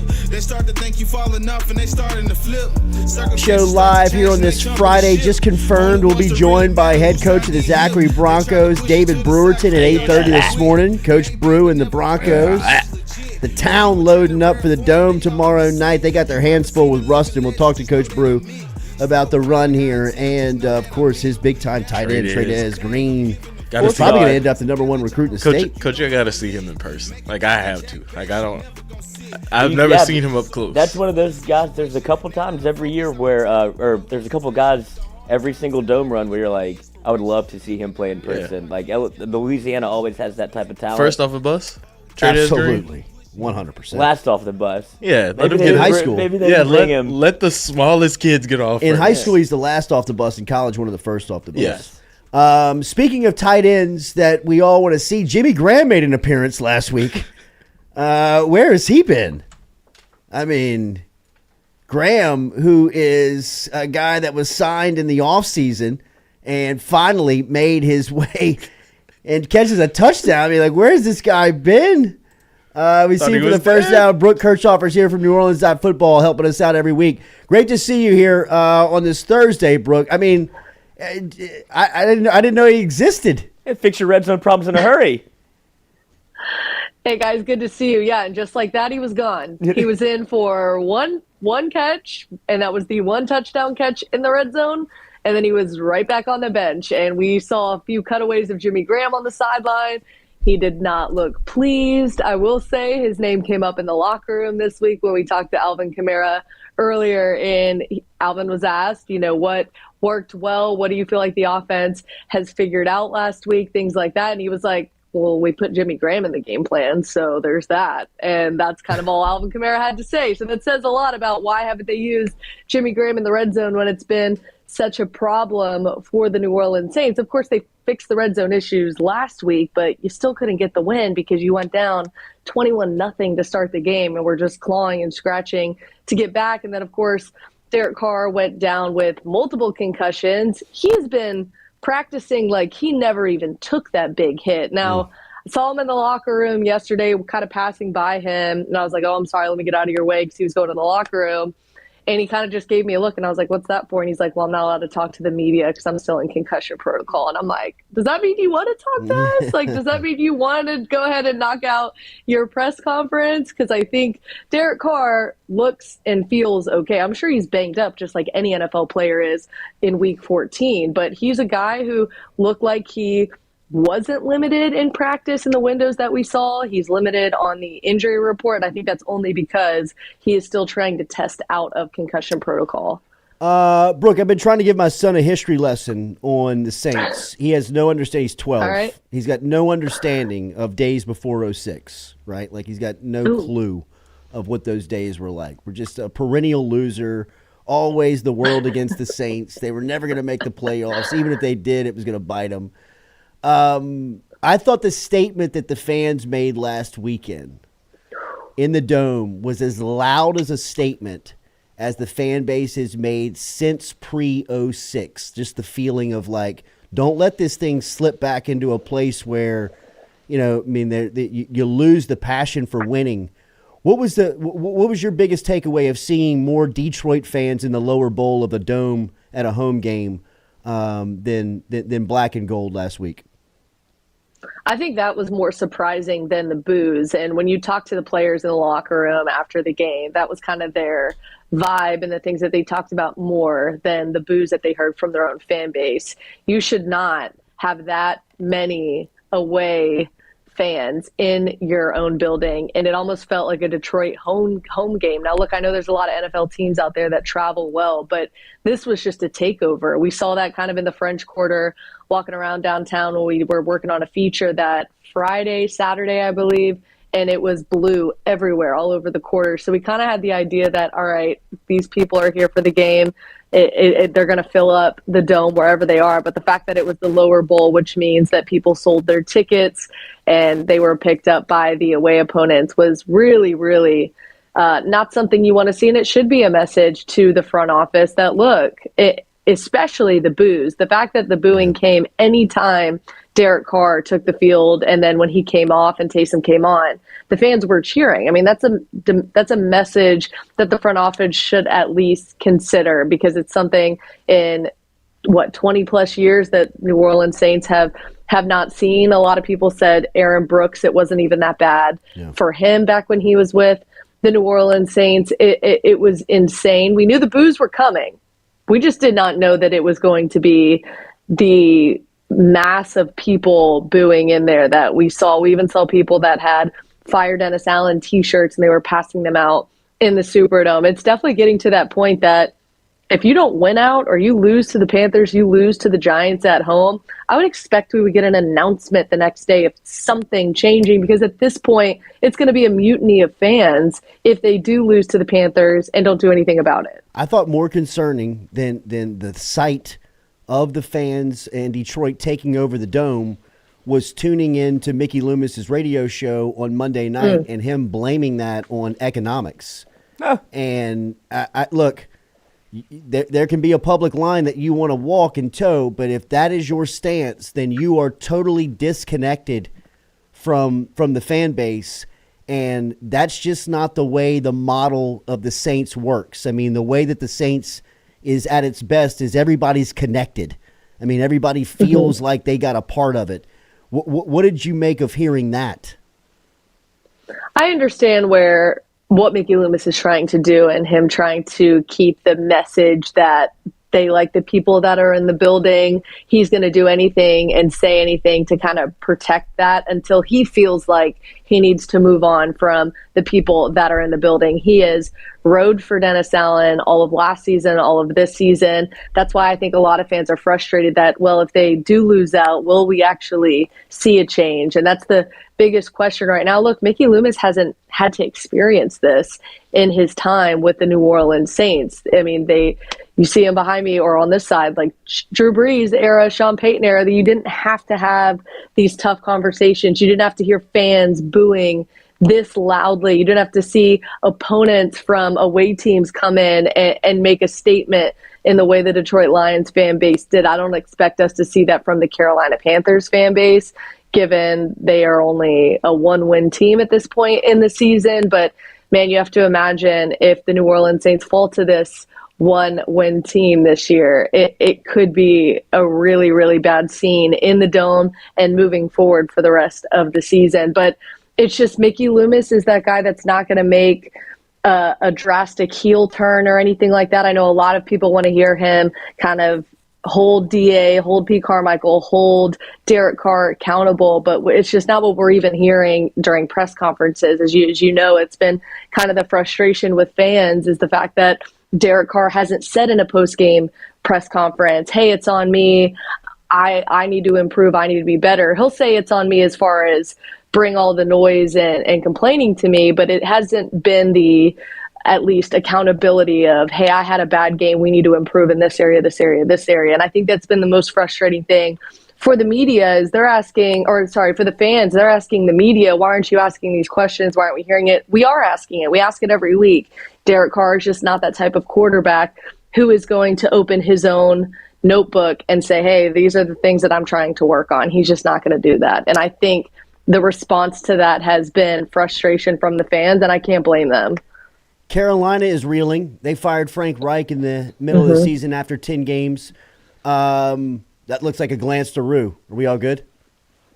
Yeah, we're all good. Okay. She heard riot and started getting excited. What's the pressure this weekend, Brooke? I mean, you got a bad Carolina team. Yeah. I mean, Sunday. I mean, this is a must win, right? I mean, this is a must win game. Absolutely. Yeah. Absolutely. And you think back to week 2 when they played Carolina on the road, they barely won that game. It was 20-17 final. They won by a field goal. They didn't have Alvin Kamara in that game. That was the game Jamal Williams got hurt, and it became the Tony Jones saving game that we saw. He had 2 touchdowns in that game, and that kind of kickstarted their offense for the New Orleans Saints. You would expect to see more offense. Now, some of the stats that we have seen from the Carolina Panthers that don't necessarily reflect the play is they're top 5, I believe, in passing defense, but that's because a lot of teams have been playing with a lead against the Panthers. So outside of that, there's really every statistical category, even though the Saints have not been playing their best football as of late, the Saints should win in every statistical category against the Carolina Panthers. This is a team that, like you mentioned, is reeling. They had the number 1 overall draft pick in Bryce Young, and he just cannot find his footing. Even against the Saints in week 2, he only had 153 passing yards, just 1 passing touchdowns. But Adam Thielen was a problem for the New Orleans Saints, given that Marshall Lattimore and Marcus May are going to be out for this game. It's a big question of, is Alontae Taylor going to step up? Is his secondary going to step up? We didn't see it last week. This secondary got cooked in a lot of ways. That was super eye-opening. Pete Werner was still out. You had Nephi Sewell step in. Saw some good things, but it showed how much you missed Pete Werner with Nephi Sewell in the game. Pete Werner is trending to being returning to this defense, but look at the defensive line. Cam Jordan's dealing with a serious ankle injury. He is going to probably play Sunday, but on a limited snap count. And then Malcolm Roach is now out for the rest of the season on IR with a knee injury. So you have Carl Granderson, who's been getting double teamed, and Tano Passanio, who is going to have to step up and kind of share snap counts with Cam Jordan. And Isaiah Foskey just hasn't been the draft pick that the Saints thought he was going to be when he got here. So it could be a problem. There is a scenario where the Saints could lose this game. That is scary to say. I know in our show on Wednesday, we just couldn't see it. And then we got the injury report on Wednesday, and we're like, oh, this defensive line is incredibly depleted. If they can put a couple things together and manage Carl Granderson, it might be open for this Panthers team to get some scoring, even though they're averaging 16 points per game. I was down in the city yesterday, ate lunch, did a TV show, and it was in the Dome, and I got 6 questions, I think, about Jayden Daniels from Saints fans. I mean, is it real? I mean, is there do you feel that there is a potential that the Saints are in play for a quarterback and maybe a guy like Daniels?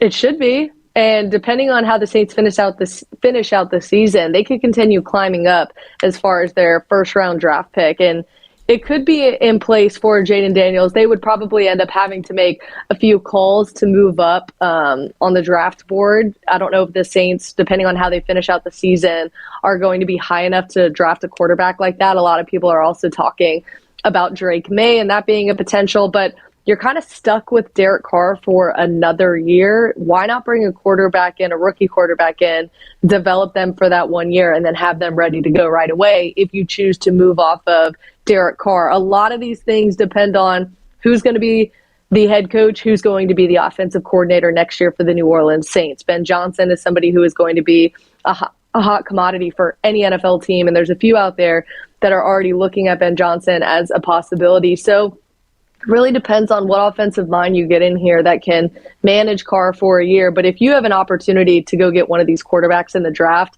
every NFL team should be in the quarterback business if you're high enough in a draft pick and you really like a guy who could potentially be your future. I mean, and especially considering the tenor in the city around New Orleans, wouldn't that be kind of a shot in the arm to say, look, we're trying to make a difference whenever you draft somebody like a Jayden Daniels? Doesn't even have to be him, but to say, look, out with the old regime, it kind of, I guess, reinvigorate the city a little bit, because right now it feels like it's on tilt.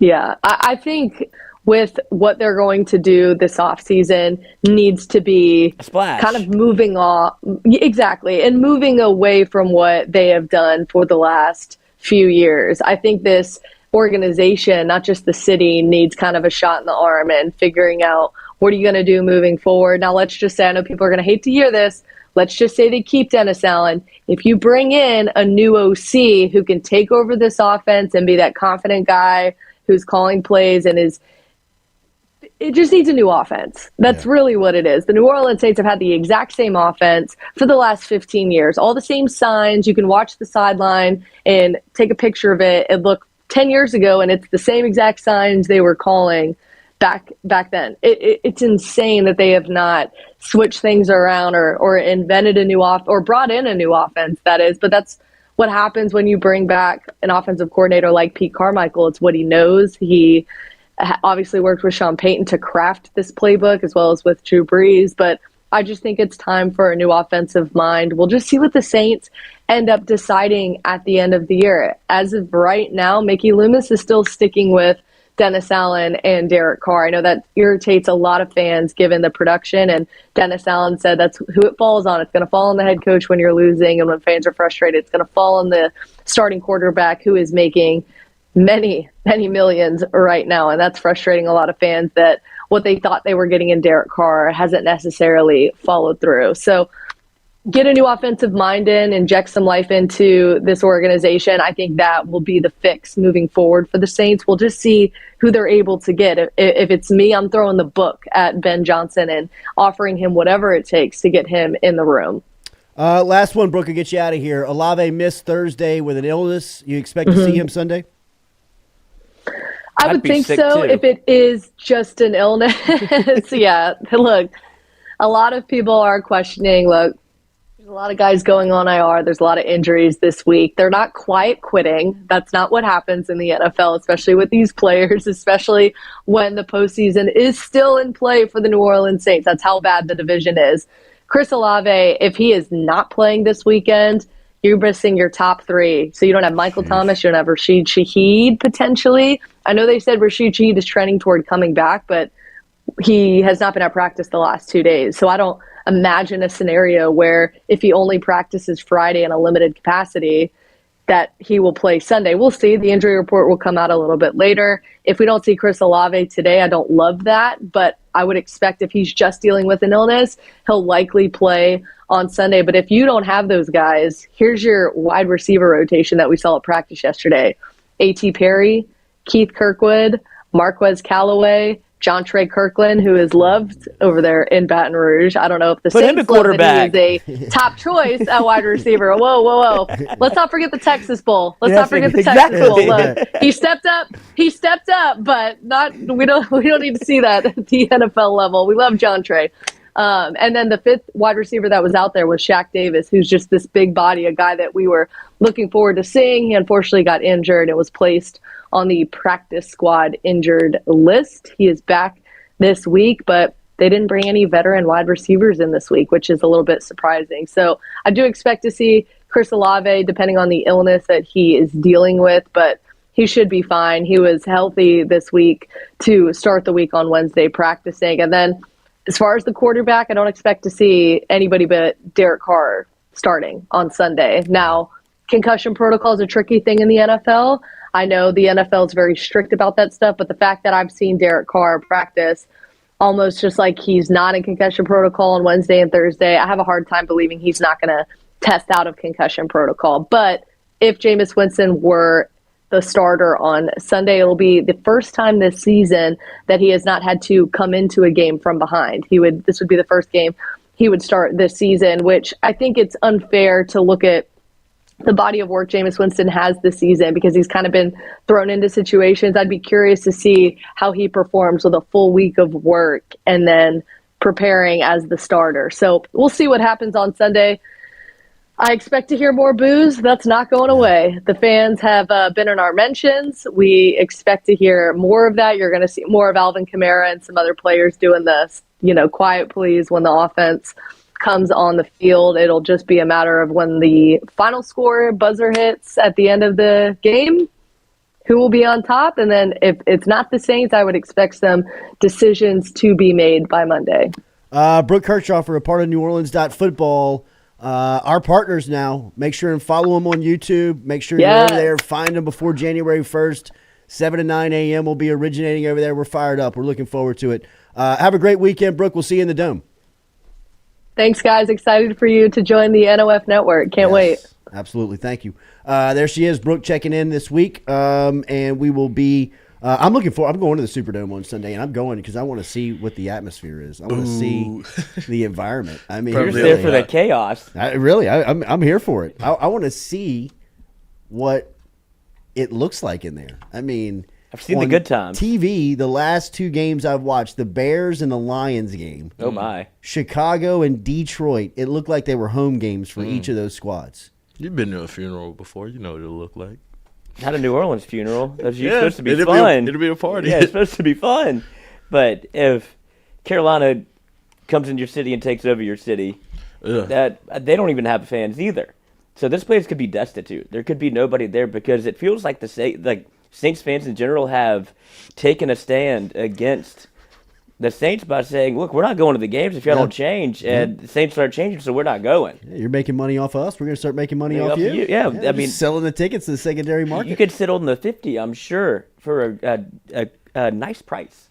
You see our spots running every day for Hebert's lawn and grass lawn maintenance. We appreciate Blake Hebert and the crew over there. Been reminding you about Hebert's.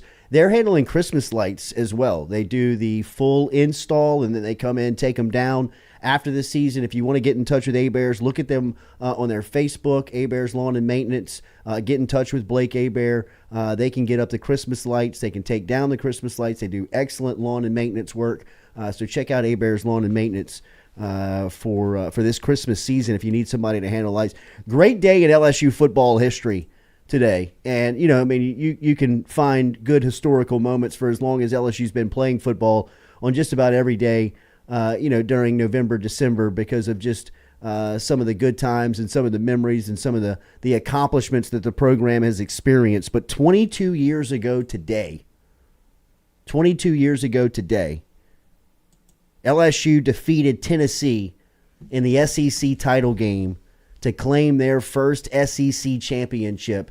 And for me, I can tell you, I define and date back the golden era of LSU football to Kevin Falk's commitment to the program is probably the true origin point. Like, if you want the real starting point, it was probably Kevin Falk choosing LSU over everybody at the time. Michigan, Notre Dame, all the Blue Bloods, Florida State, Florida. I mean, they were big schools. Everybody was knocking on Falk's door at Karen Crow High School. He chose to go with LSU and Jerry DiNardo when it just wasn't cool to go to LSU. Falk, leaves 4 years later as the all-purpose leader in yardage in the SEC, all-time leading rusher at LSU, one of the legends, a college football Hall of Famer now, and a guy that just, I'd say LSU football, how long does it take you to think of Kevin Falk's face? Not too long, right? I mean, his name, his number should probably be on the facade of LSU's Tiger Stadium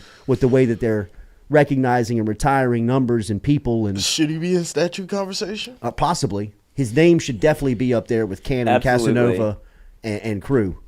He should be the next name that goes. Is it Stovall, Casanova, and Cannon? Falk should be in that mix. Yeah. Y.A. Tittle. That is probably the true starting point of the golden era, which I believe we're still in. I believe the golden era of LSU football really began in 2000 when Nick Saban showed up. As far as on the field, you could point back to Kevin Falk's commitment to really it being the groundswell that it took to kind of shake up to get it moving. Saban gets here in 2000, and the next 23 years to where we are today. I mean, think about it. You've played for 4 national titles. You've won 3. You've had a Heisman Trophy winning quarterback. You're about to have another one. You've had offensive set records. You've had defenses that have been best in the game. You've had first overall picks. You've had first round. It's just the golden age. You've won bowls. You've won awards. You've done all of this stuff that you've always wanted to do. Awards. Right? To me, 22 years ago tonight is where you really got the feeling like we're here. Like this is real. Like up until that point, Falk's commitment, beating Florida in 97, Saban getting here and beating Tennessee on national TV in 2000, 2001, getting that recruiting class with Spears and Clayton and Marquise Hill and Corey Webster was here and all these guys that would be contributors on the national championship team. Go back to that 2001 Tennessee game in Atlanta where Tennessee is playing for a chance to go to the Rose Bowl and play for a national championship. They're playing LSU for the second time that season in a year that they had already defeated the Tigers earlier that year in Knoxville, a game that was the first game back from action after September 11th. So September 11th, no games are played in college football on that Saturday. The next week, LSU travels to Knoxville, loses to Tennessee, faces back up against them in the SEC title game, and takes down the Volunteers with a trip to the national championship on the line. I still remember they had the roses that they were ready to hand out after the game so they could take the picture of them like biting on the rose. There was like roses like all like on Tennessee's sideline. What a night. Matt Monk, All right, we got Coach Brewerton. Let's go to him, and then we'll get back to some of those memories from 22 years ago. But speaking of memories that are being created for the Zachary football program, Coach David Brewerton, who has been there now, it's crazy to think about how he's been there and how many titles he's played for and brought back to the city. And he's got another opportunity tomorrow night as Zachary, the whole town is going to load up, and they'll head down to the Dome tomorrow for the nightcap and the weekend cap for the state championship games as the Ruston Bearcats and Zachary Broncos are going to square off, and head coach David Brewerton set to join us here. And it is good to be joined by our friend, as always, here on what I know is a very busy Friday. Coach, good morning. How are you? I'm doing great. Thank you guys for having us on, man. Hell yeah, man. Congratulations on another run, man. This one was a wild one, Coach. Tell me a little bit about how your team got here. Got to be proud of the guys, though. Yeah, I am. You know, we got to the playoffs and we didn't have a bye, so we've been going into 5 straight weeks of playing now. So, you know, we're lucky enough to play really well, and we beat Barb in the first round and Salmon in the second round, and then went down to Destrehan for a quarterfinal game and played really, really well and got a great win there, and then came home for a semifinal game against Dutchtown, and it was an absolute wild one, man. Yeah. We you know, Dutchtown played great on Friday night and had a 15-point lead.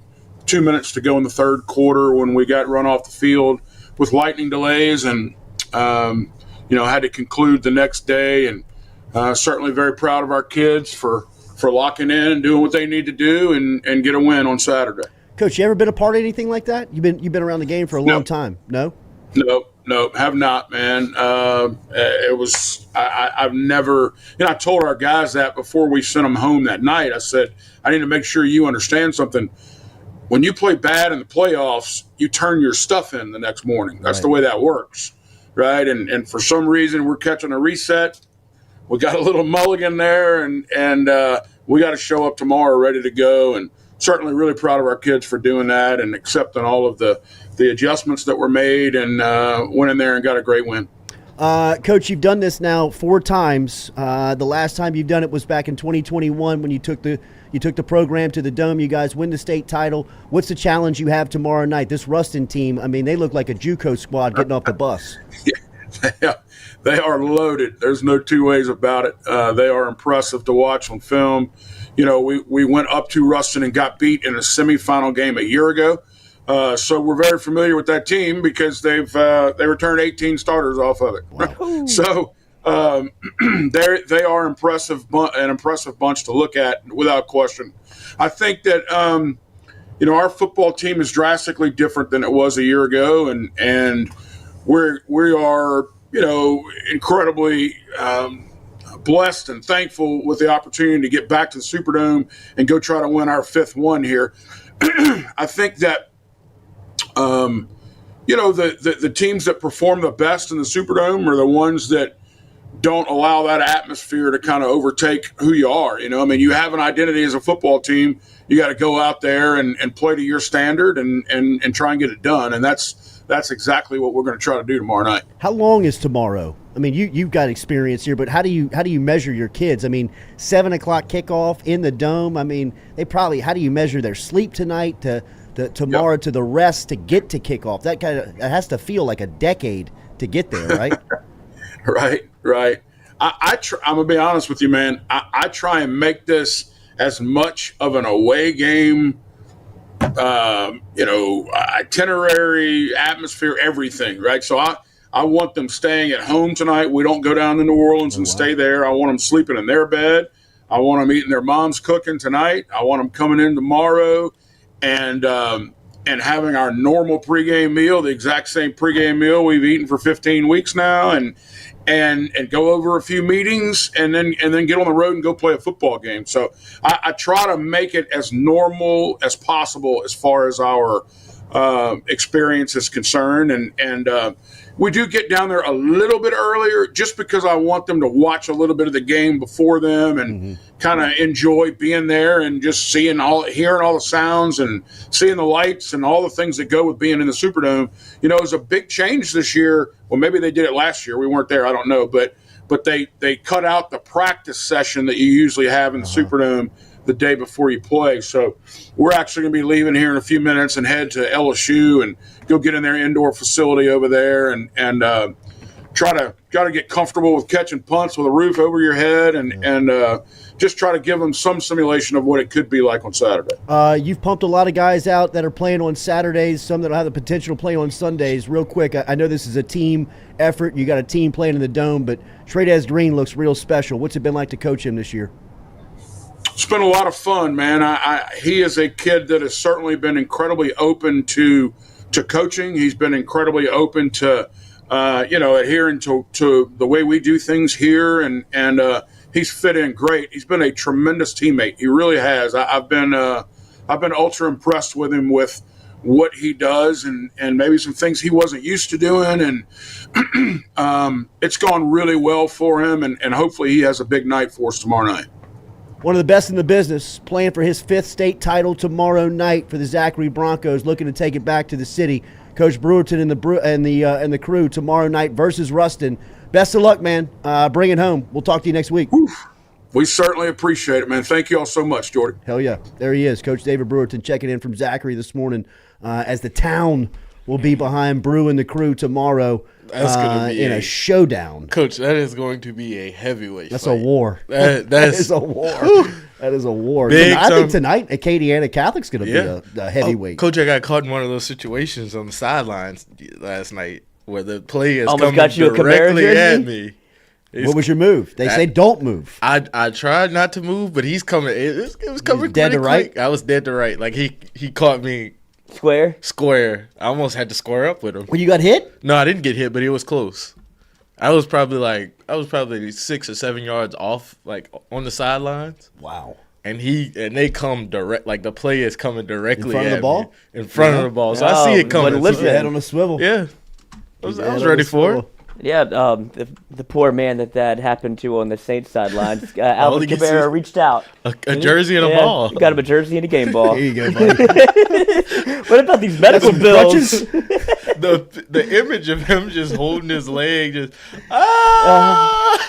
you know he was screaming because Kamara looked down at him and he was like, "Yeah, damn, somebody better get over here." I ain't touching him. If you're heading to the city today, tomorrow for state championship action, if you're heading down Sunday for the Saints game, remember our friends Katie's Restaurant over on Iberville Street, located in the heart of Mid-City. New Orleans favorites, cold beer, great service over at Katie's. Katie'sInMidCity.com is where you find them online. They got a sister restaurant, Francesca's, which is a sandwich shop over in Lakeview. You can learn information about them online at Katie'sInMidCity.com. New Sunday hours for Katie's, 10 a.m. until 6 p.m. They've embraced the NFL schedule. They want to give you a place to watch NFL action. So if you want a spot to post up and watch the game, remember our friends over at Katie's, located on Iberville Street, right in the heart of Mid-City. Been around since 1984. Scott Craig's got a great crew over there. Check them out. 6 new televisions, 10 a.m. until 6 p.m. on Sundays. Katie'sInMidCity.com, Katie'sInMidCity.com. But going back to that SEC title game 22 years ago tonight, which is wild. LSU beating Tennessee, a Tennessee team that included Kelly Washington was the big wide receiver on that squad that had really eaten Demetrius Hookfin up earlier that year. Washington was a first-round pick of the Cincinnati Bengals, and I would go as far to say that he was a first-round selection on that LSU regular season game alone. I mean, look up the stats if you want to pull up that regular season game, Lloyd, Stewie, one of you, from September of 2001. It was Rohan, Josh Reed. Michael Clayton caught his first touchdown pass that night, a bomb over the top in the first quarter. Rohan hit Clayton on a big one. But Kelly Washington ate LSU's defense alive. No bucks. And most notably, Demetrius Hookfin was a cornerback that night that they were going at. LSU had an opportunity to run into Tennessee again in that game later in the season in the SEC title game in Atlanta. And Rohan goes down. 11 for 256 and a touchdown. Hello, Heisman. No. I'm telling you, it was one of those games, fellas. 70-yard touchdown. Where it was like, we can't get anything on offense going. Take a 3-step drop and throw the fade. Yeah. And they would hit it every single time. It was maddening. I mean, I don't know if Washington ever played a football game like that in his life again. I don't know if he played like one like that leading up to. I mean, he was good. He wasn't that good. Yeah. You know what I mean? Have a day. Like, I mean, he had a day. To get you drafted game. I'm telling you, I really believe that's why he got drafted, because of that game. I mean, it was a Nick Saban defense, right? You know, I mean, it was Only all the doing things. Anything. 21, young Nick Saban too. Yes, very young. 26-18, and that's all Kelly Washington. So the Tigers roll back. That's the year that they rescheduled the Auburn game, which was originally scheduled for the week of September 11th. September 11th happened on a Tuesday. That Saturday, LSU was scheduled to play Auburn in Baton Rouge. All games are halted and canceled that week. They moved those games to the first week of December. So now LSU squares off against Auburn the first Saturday in December at an 8 o'clock game with the SEC championship on the line. Auburn gets a pregame penalty before the game for out on midfield. Stopping on LSU opens with an onside kick. Clayton decapitates somebody to start the game. I'm telling you, knocks the kid's head off. And Tuberville LSU recovers his mind. Place goes wild. Tuberville throws like a legit temper tantrum on the like he's jumping up and down. He can't get over that they got it. LSU goes to the SEC championship game the next week, beats Tennessee after Rohan gets knocked out of the game in the first quarter. Matt Malk comes in. Malk, of course, SEC championship MVP after his performance. That's the game where late in the game, this is where, like the red shirt rule was not the 4 games. The red shirt rule was like, if you cross the white line, it's over. Like accidentally, it's over. You were the 12th man on the field for a play and you were out there, you're done. Your red shirt's gone. It's over. Travis Daniels had sat all season. LSU was in dire need of a cornerback. Saban turns around, looks at the sideline, says he needs a cornerback. Daniels had like 2 weeks of great practice leading up to the game. They pulled Daniels off the sideline, burn his red shirt for one series late in the game, and he makes a play. Yeah, that's why you have him. Gotta have him. Oh, that's the Nick Saban special. This is why I recruited you. I need guys that could play as freshmen now. And I think from every story that I've heard when this is recanted, it was like, hey, can you go? And it was like, I want to go. It wasn't a thought of, oh, I'm thinking about my red shirt. Like he wanted to play, which I think obviously helped team whatever. Like I don't think you think about your red shirt in that moment, but to him be like, no, I want to play at A, I want to play B. I think I should be playing. 2 years later, Travis Daniels and Corey Webster, the starting cornerbacks on the national championship team. Gotta have him. But 22 years ago tonight, for all the experience and glory that LSU has faced and taken in over the last 23 years, the golden age of LSU football, tonight, 22 years ago, was really the night you felt you had arrived. The night that you go to Atlanta for the first time, beat Tennessee, and win your first SEC championship. End up going to the Sugar Bowl that year, taking on an Illinois team that was pretty good, but Rohan and that offense went to the Superdome and the Sugar Bowl and just cut it up. I mean, cut it up. Every time you looked up, they were scoring. And could you imagine like being Dominic Davis, Josh Reed? I mean, it was just Rohan slinging it. They were dicing them up. Could you imagine being Tennessee in that scenario? Where you're playing for a national championship berth, LSU starting quarterback gets knocked out, everything feels like it's in your way, then Matt Mock comes in, and you're like, well, we didn't prepare for this. You get diced up by a redshirt freshman, a white dentist. Yeah, right? I mean, and Philip Fulmer's over the go. From Santa Claus, Indiana. Just ready to play. He's running it on you. Josh Reed. I still remember him converting the 4th down right in front of Ben Harger and I. To this day, it's still, I'm telling you, it's one of my greatest LSU football experiences of just, young fandom, not knowing what you're getting yourself into, showing up to the game, and then leaving with just these unbelievable stories. Happy to be unbelievable, here. Yeah, just unreal, unreal night where you're just a part of what now is a key point in LSU football history, or at least the last 25 years of it.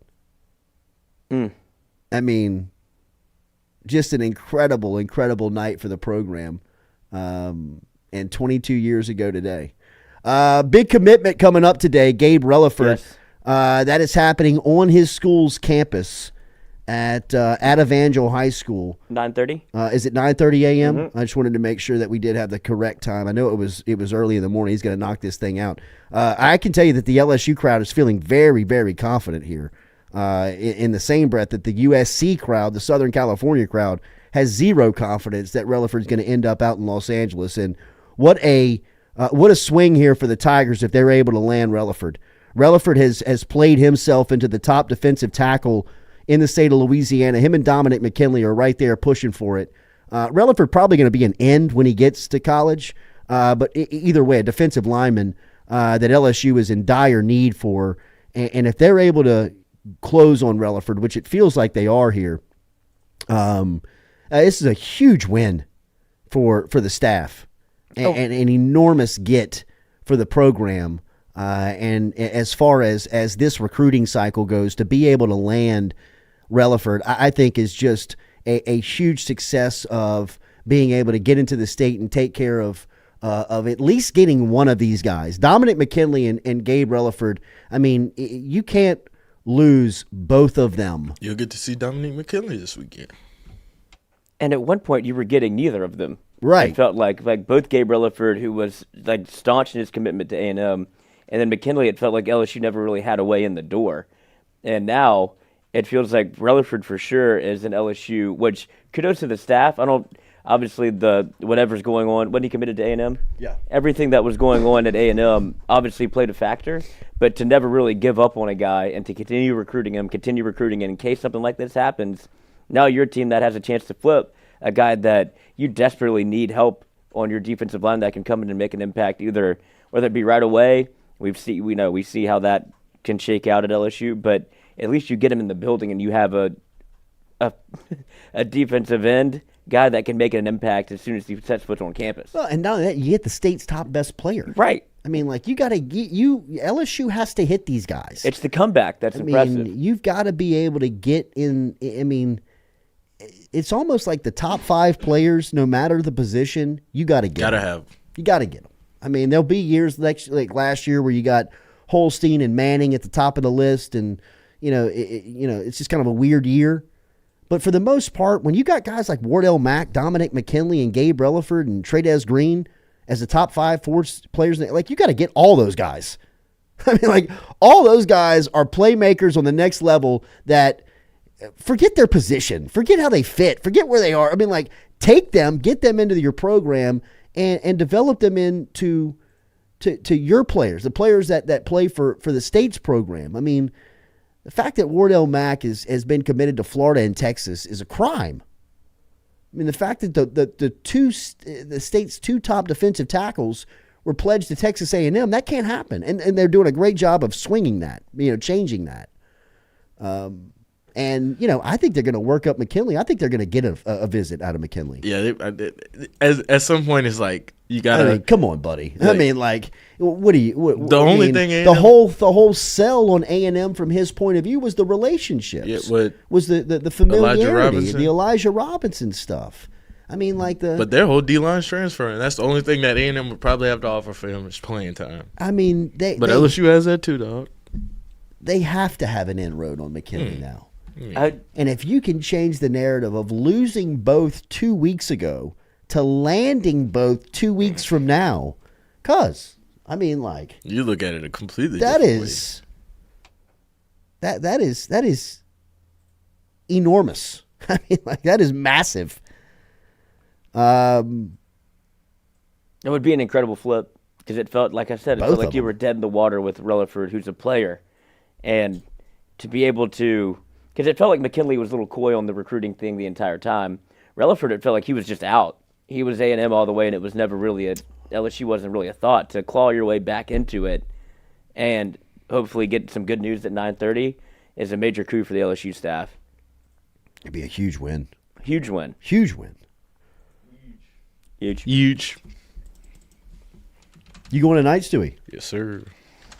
This man loves high school football. I know he does. I'll be there I know he at does. 12. Oh, you're heading down today. Yeah, 337 matchup today, Coach. Who we got today? Got Cecilia and Don't take me through this assignment again, Opelousas. Stewie. Just give me the teams. Yeah, I got you. Please. Cecilia For and God's sakes, Opelousas. The divisions and the numbers and the And- Roman numerals. I can't do this again. Cecilia and Opelousas at 12. Then you got Union Parish and St. James at 3:30. And St. James, the Wildcats? Mm-hmm. Bro, if you want to, I mean, like, the whole town will be in the game. Oh. And then the last game of the day is Division One select. Oh, that's Catholic High. Catholic High and Acadiana. Yeah, big one tonight. So you got some 337 tangents in there, and then you got Baton Rouge. So And then tomorrow's just solid. yeah, all day. You got dog fights all day. Which STM, today will be dog LCA, fights. Calvary Baptist, and St. Charles Catholic, and then Zachary Ruston. They put this on TV anywhere? Yeah, they stream somewhere, but I think it might be like through LHSA, like might be behind the paywall. That's what I'm saying. It is worth it to go in person, though. Yeah, it's well worth it. It's a great event, man. Oh, and you'll get to see the Ruston wide receiver. Is he a freshman? Yeah, his dad played basketball at Oh, LSU. Antonio Hudson. Mm-hmm. I just saw him. He got an offer from LSU in November, so he'll be out there. The Bruton story is wild. Which one? What happened last week? Oh, I know. He played Friday and Saturday as a coach. I mean, that's a great. And he's never done it before, which is more insane. I know. That's what I was going to say. It's a great selling point to be like. Usually, when you come back on Saturday, you're taking Turning your shit in. You take your jersey off and put it back. Like you got a chance to put it back on one more time. If you're in high school, that means something to those kids, and to rattle off 18 straight and win in overtime is insane. Did you see the weather on Friday? Like, was it that bad? I was trying to find a picture of it, but it must have been if they were games getting canceled all over. It wasn't just their game. Yeah, it wasn't horrible, but it also wasn't like it was like rain, it was kind of like raining sideways, a little lightning, a little thunder. Like it was just ominous. Yeah, it was a weird weather day. So and LSU getting a visit from. I just had it pulled up the North Carolina State. They went to State quarterback. Yeah, Joe Sloan went to see him. Yeah, he went to his apartment, and he also was going to go visit Maryland as Tua Tagovailoa's brother. Talia. Mm-hmm. I think he's going to the draft. Really? Yeah. I mean, he's been there. MJ Morris is the NC State quarterback. Yeah. He's been there 3 years. MJ he's one of those guys that bet on himself. Mm. Yes. Played a couple of games and was like, you know what, I'm a little bit better than I thought I was. You know, I'm going to hang this thing up. And it's a small sample size of the 4 games where you can look at the numbers, but you can when you watch him play, you can see he's got something in there. You get him with a Joe Sloan, and I think it's kind of the perfect guy to come in and challenge maybe a little bit of what Nussmeier does. But ultimately, I don't think he's not there to try to win the job. I think he might be looking at the next year where he could sneak in and play a year at LSU, then maybe go to the draft. But if you get a year under the system, you see what can happen. I mean, I'm under the assumption Bryce Underwood's a plug-and-play guy, right? Yes. Yeah. I mean, like, you get him, and I mean... Whoever's in the room, right, ready to be backup. Grab a clipboard. Yeah. Learn those signs, fellas. I mean, he's been playing, he's been starting there since 8th grade? Yeah. Underwood? Uh-huh. Yeah. He's 40-2 as a starter. Whew. He's a player. LSU basketball tomorrow, men's basketball back on the floor. They're taking on Kansas State. I think the LSUsports.net promotion tells you everything you need to know. You head over to LSUsports.net looking for a little information on the men's game tomorrow versus Kansas State. And the first thing they're telling you is that Red Panda is here for the halftime show. Hell yeah. I mean, like, I got pictures of Red Panda. I got knowing what time she's going to be at halftime.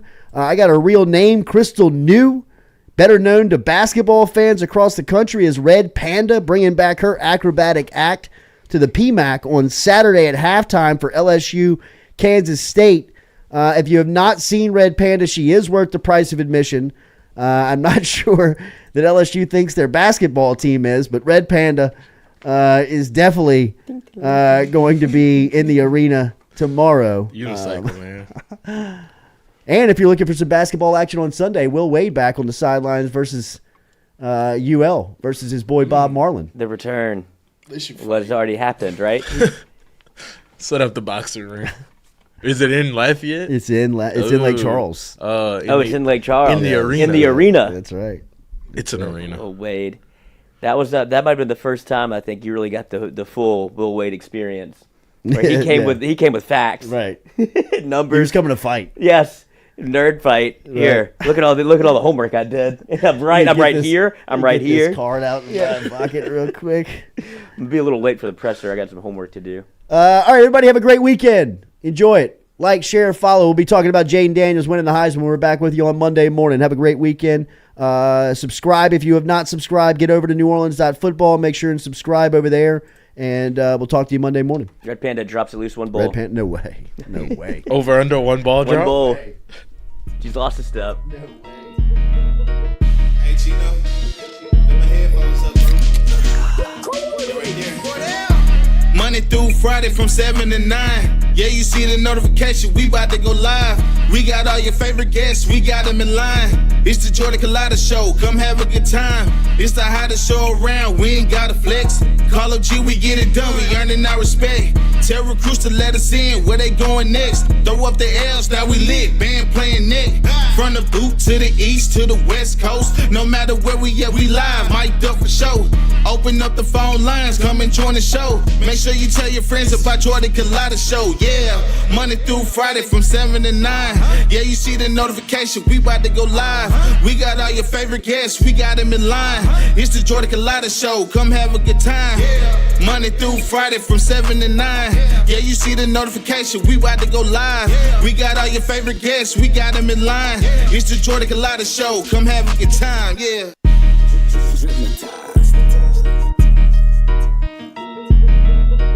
Hey, Chino. Put my headphones up, bro. Right there. Monday through Friday from 7 to 9. Yeah, you see the notification. We about to go live. We got all your favorite guests. We got them in line. It's the Jordy Culotta Show. Come have a good time. It's the hottest show around. We ain't got to flex. Call up G, we get it done. We earning our respect. Tell recruits to let us in. Where they going next? Throw up